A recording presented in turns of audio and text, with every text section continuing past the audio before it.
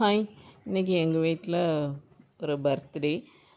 சரி சிம்பிளாக கேசரி, பொங்கல், வடை பண்ணிடலான்னு சொல்லிட்டு. ஆனால் இந்த பொங்கலில் உங்களுக்கு ஒரு டிப்ஸு உங்களுக்காக நான் எப்படி பண்ணுவேங்கிறத உங்களுக்கு சொல்கிறேன். பிடிச்சிருந்தா அது மாதிரி ட்ரை பண்ணி பாருங்கள்.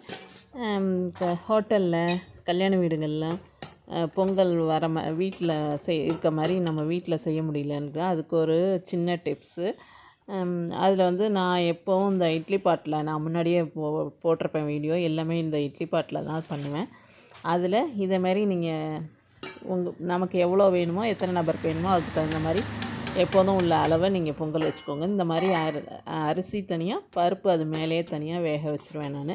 வேக வச்சுட்டு வெந்தோடனே எடுத்துகிட்டு உப்பை போட்டு பருப்பையும் அதில் போட்டு நல்லா சேர்த்து விட்டுட்டு, அப்புறம் இந்த டிப்ஸ் தாங்க மெயின்.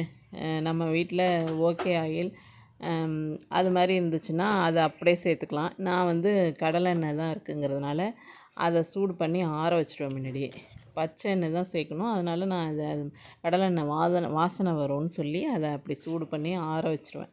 ஆற வச்சுட்டு அதை சேர்க்குறது அதுதான் பொங்கல் நல்லா சேர்ந்தாப்பில் குழன்னு வரத்துக்கு, கையில் ஒட்டாமல் இப்படி வரும்ல, அது மாதிரி வரத்துக்கு அந்த டிப்ஸ் தாங்க காரணம். நீங்கள் ட்ரை பண்ணி பாருங்கள்.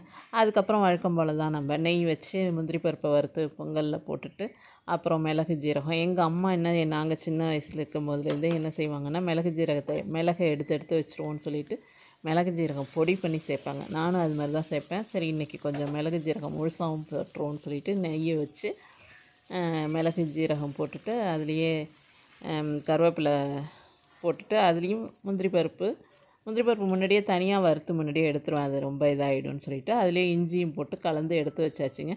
இப்போ பாருங்கள், கேசரி, பொங்கல், வடை, சட்னி இதோட காலை டிஃபன் ஓவர்.